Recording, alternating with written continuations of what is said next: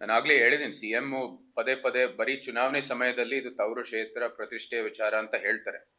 ಚುನಾವಣೆಯಲ್ಲಿ ಹೇಳೋದು ಸರಿ, ಒಂದು ಒಳ್ಳೆಯದು ಹೇಳ್ಕೊಳ್ಳಿ, ಆದ್ರೆ ಅದು ಮುಂದುವರಿಬೇಕು. ಚುನಾವಣೆ ಗೆದ್ದಿದೆ, ಅವ್ರ ಅಧಿಕಾರದಲ್ಲಿದ್ದಾರೆ.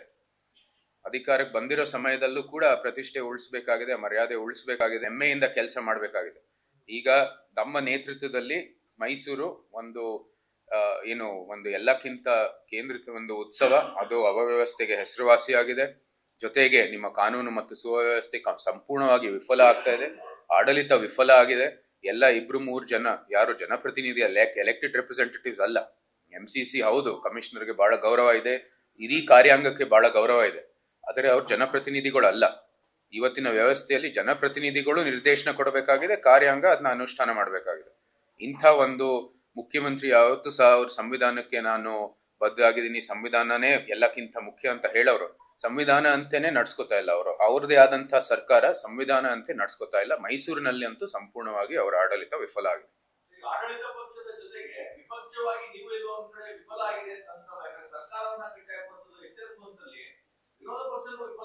ನಿಮ್ ಮುಂದೆ ಕೂತಿಲ್ಲ,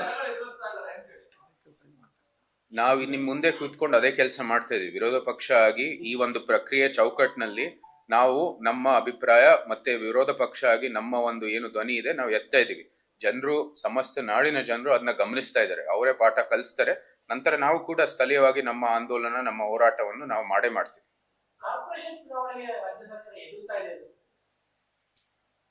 ಈಗ ಎದುರ್ತಾ ಇದ್ದಾರೋ ಇಲ್ವೋ ಅದು ಬೇರೆ ಪ್ರಶ್ನೆ. ಪ್ರಕ್ರಿಯೆ ಏನಿದೆ ಅದ್ ಮಾಡ್ಲೇಬೇಕು. ಎಲೆಕ್ಷನ್ ಬಂದಾಗ ಗೆಲ್ಲುವುದು ಸೋಲು ಅದೆಲ್ಲ ಸಾಮಾನ್ಯ. ಆದ್ರೆ ಪ್ರಕ್ರಿಯೆ ಆಗ್ಬೇಕಾಗಿದೆ. ಜನಪ್ರತಿನಿಧಿಗಳು ಬೇಕಾಗಿರೋದು. ಅವ್ರು whether they are in fear or not, ನೀವು ಅವ್ರನ್ನೇ ಕೇಳಬೇಕು. ಅದು ನೀವು ಅವ್ರನ್ನೇ ಕೇಳಬೇಕಾಗಿದೆ. ನೋಡಿ, ಇವತ್ತು ರಾಜ್ಯ ಯಾವ ಮಟ್ಟಕ್ಕೆ ಇಳಿದಿದೆ, ಅಧಿಕಾರ ಇರೋವಂಥ ಪಕ್ಷ, ಅವ್ರ ಆಡಳಿತ ಸಂಪೂರ್ಣವಾಗಿ ವಿಫಲ ಆಗಿದೆ. ಆದ್ರೆ ಅದು ಎಕ್ಸ್ಕ್ಯೂಸ್ ಅಲ್ಲ. ನೀವು ಎಲೆಕ್ಷನ್ ಎದುರಿಸುವಂತ ಶಕ್ತಿ ಇಲ್ಲದೆ ಇರೋದು, ಅದು ನೀವು ಅದು ಎಕ್ಸ್ಕ್ಯೂಸ್ ಆಗಿ ಬಳಸಕ್ಕಾಗಲ್ಲ. ನೀವು ನಮ್ಗಿದೆ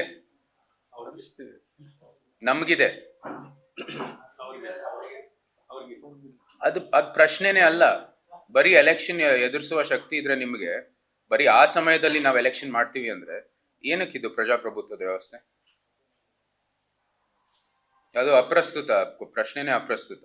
ಸಂವಿಧಾನ ದೃಷ್ಟಿಯಲ್ಲಿ ಚುನಾವಣೆಗಳು ನಡಿಬೇಕು. ನಿಮ್ಗೆ ಶಕ್ತಿ ಇದೆಯೋ ಇಲ್ವೋ ಅಂತ ಪ್ರಶ್ನೆ ಅಲ್ಲ, ಎಲೆಕ್ಷನ್ ನಡಿಬೇಕು.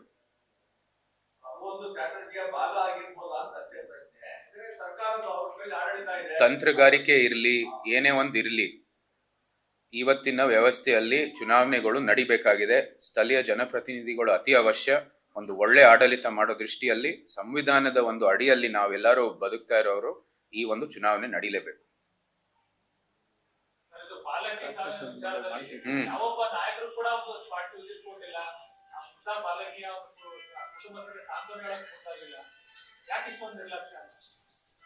ನಾವಾಗ್ಲೇ ಹೇಳಿದೀವಿ, ನಾವು ಈ ಒಂದು ಈ ಒಂದು ಪ್ರಕರಣ ನಿಜಕ್ಕೂ ಟ್ರಾಜಿಕ್ ಒಂದು ಬಹಳ ಸಣ್ಣ ಅಂತ ಹೇಳ್ತೀವಿ. ನಿಜಕ್ಕೂ ಮೈಸೂರಿನಲ್ಲಿ ಇಂಥ ಒಂದು ಘಟನೆ ಯಾವತ್ತೂ ಸಹ ನಡೆದಿಲ್ಲ. ನಾವೆಲ್ಲರೂ ಕೂಡ ಒಂದು ಹೆಣ್ಣು ಮಗುಗೆ ಇದೊಂದು ಅತ್ಯಾಚಾರ, ಇಂಥ ಒಂದು ಕೊಳ್ಳೆ ನಡೆದಿರೋದು ಇಡೀ ಸಮಾಜಕ್ಕೆ ಒಂದು ಕೆಟ್ಟ ಹೆಸರು ತರತ್ತೆ. ಇದು ಯಾವ್ದೇ ಒಂದು ಪಕ್ಷ ಅಂತ ನಾನು ಹೇಳ್ತಾ ಇಲ್ಲ, ಯಾವ್ದೇ ಒಂದು ನಿರ್ದಿಷ್ಟ ಅಧಿಕಾರಿಗಳು ಅಂತ, ಇಡೀ ವ್ಯವಸ್ಥೆ ವಿಫಲ ಆಗಿರ್ತಕ್ಕಂಥದ್ದು ಈ ಒಂದು ಪ್ರಕರಣದಿಂದ ಕಾಣುತ್ತೆ. ನಾವೆಲ್ಲರೂ ಅದಕ್ಕೆ ಹೊಣೆ. ನಾವೆಲ್ಲರೂ ಒಂದು ರೀತಿ ಒಳ್ಳೆ ವ್ಯವಸ್ಥೆ ಸೃಷ್ಟಿಸುವ ದೃಷ್ಟಿಯಲ್ಲಿ ಕೆಲಸ ಮಾಡ್ಬೇಕಾಗಿರೋ ಇಂಥ ಒಂದು ಪ್ರಕರಣದಲ್ಲಿ ಒಗ್ಗಟ್ಟಾಗಿ ಕೆಲಸ ಮಾಡ್ಬೇಕಾಗಿದೆ.